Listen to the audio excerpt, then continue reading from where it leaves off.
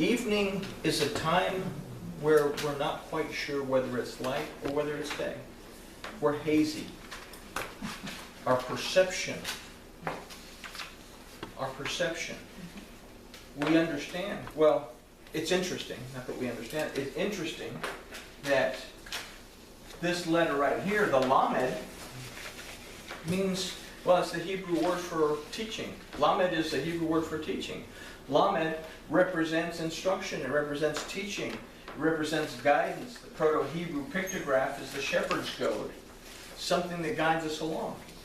But the first time we see Lamed as the root of a word in Torah is in verse 5, in the word Le'elah. He called the darkness night. So are we receiving our instruction from the darkness? Or do we understand that we start off in darkness? We enter into evening.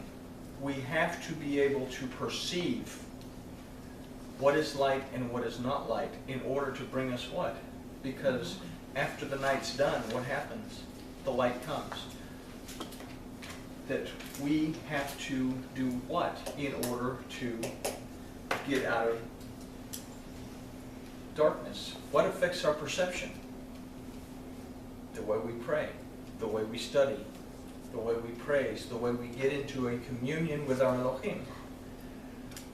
This is something that we have to understand in these verses. Not simply that Yeshua is the light of the world. Yeshua means what? The salvation, the deliverance, the redemption, the restoration of Yahuwah that was given to us. But we have a responsibility as well.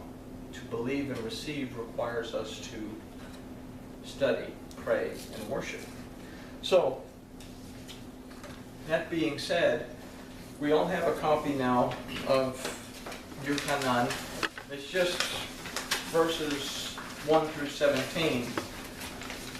But we're going to read this, and I want everybody to think about what we've just discussed in our lecture to see how this applies. In the beginning was the Milta, and the Milta was with Eloka, and Eloka was the Milta. Milta is an Aramaic word. It can mean word, but specifically it means a manifestation. So if we read this, and we understand that, it says that in the beginning was the manifestation of the Word, and the manifestation of the Word was with Eloka, Aramaic word for Elohim, and Eloka was that Milta. The Milta manifested itself in the name of Yahuwah. This Milta was in the beginning with Eloka. Through his hands, through the hands of the Milta, everything existed, and without him not one thing existed of the things which have existed. Again, we see this in Bara. Nothing was created without him. In him was life, and the life was the light of men. Elohim said what? Let there be light. And that light in the darkness shines, and the darkness did not overtake it. What happens? He separated light from darkness. The darkness cannot overtake us if we're working our way to the light. And if we allow the light into our lives, then the darkness can overtake us. There was a man sent by Eloka whose name was Yuchanan. This man came for a witness, that he might witness concerning the light, and that all might believe through him. This is telling us about John. He was not the light, rather that he may bear witness to the light. Keeps talking about the light. Who was John bearing a witness of? Yeshua. For he was the light of truth. He was the light of truth. Here's our Yod. Who comes into the world to shine on all. He was in the world, and by his hand, what is the Hebrew word for hand? What is the Aramaic word for hand? It's in this verse. Chayadi, his hand, the Yod. Again, by his hand, by the Yod. There's the Yod again. That the truth, power, and the ability of Elohim to form a covenant. And by his hand the world existed, and the world did not know him. Why do we not know him? Because the world does not walk in the light, or the world walks in a false light. We talked about this, allowing false representation, false doctrine to take over and distract us from the truth. And then what is the word that we learned? Techom, right? He came to his own, and his own did not receive him. But those who did receive him, he gave to them the authority that they may be the children of Elohim, who have believed in his name. What did they do? They received him, and they believed.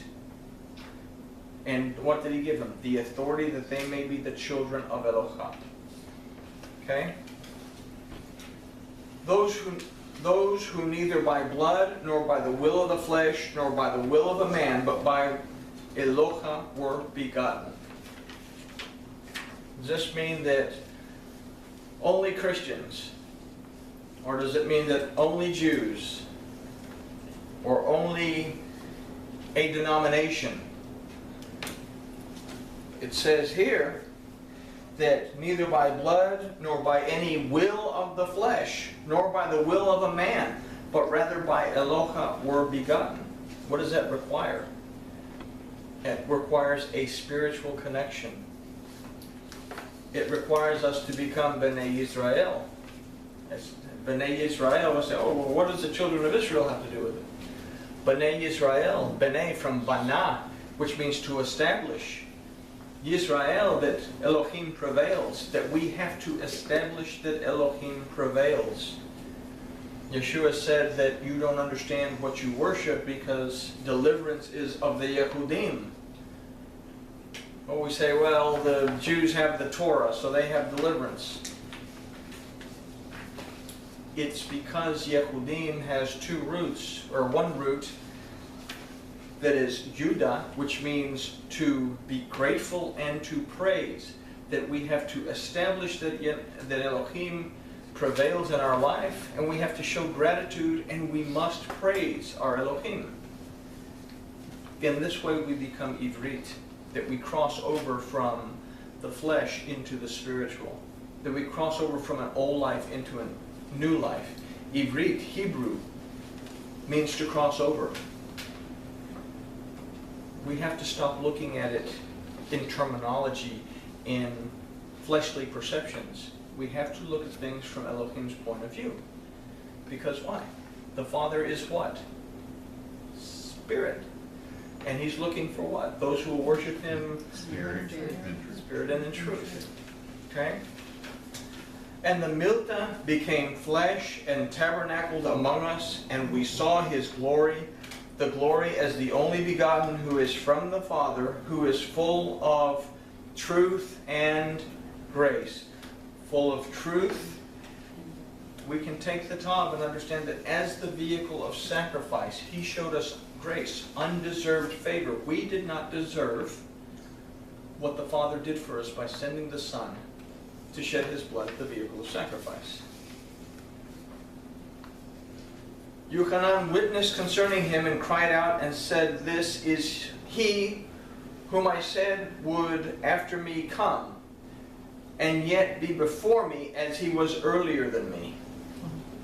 How could that be? John was, what, 6 months older than Yeshua. But yet he says that Yeshua was before him because he understood that the Word over the house, who has the authority in the covenant, would come as the Son of Elohim, but that the Word existed before he existed. And from his fullness we have received, and grace on account of grace. Undeserved favor on the account of undeserved favor. Elohim did this because he loved us. He did it to do it. He didn't have to, but he did. Because the law, because the Torah was given through Moshe, but truth and grace was through Yeshua HaMashiach. Truth and grace was through Yeshua HaMashiach. And with this verse 17, we see a completion in Bereshit bara Elohim. Okay? We still haven't gotten, well, we have gotten to the Et HaShamayim v'et ha'aretz, but that requires action on our part to believe and receive. And that by believing and receiving, that the glory that was lost by Adam in the transgression will be restored to us. But Yochanan is telling us that this happened and that it's still available to us today because we have, say, Torah, we have Brit Hadashah, which is the Gospels, that line up on each other. The restoration, redemption, and ultimate deliverance of our Elohim came through Yeshua. And this is the gist of what this first part of Bereshit is telling us. That we have a means of connecting to our Elohim. We just have to choose to. And that if we have darkness in our life, have I strayed away from my Elohim? Am I somewhere where I don't need to be? What do I need to fix in order to bring the light back? Any questions on